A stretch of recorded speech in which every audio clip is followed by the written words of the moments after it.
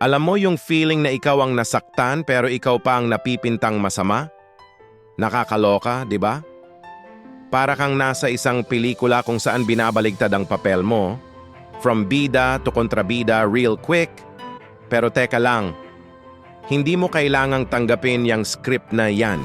Hindi mo kailangang magpasakop sa kwentong ginagawa nila tungkol sa'yo.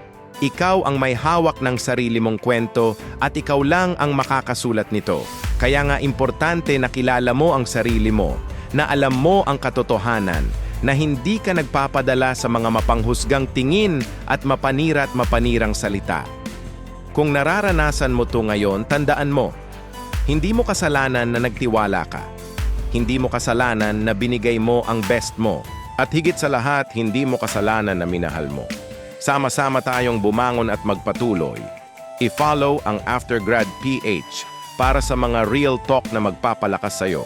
Dahil dito, hindi ka nag-iisa.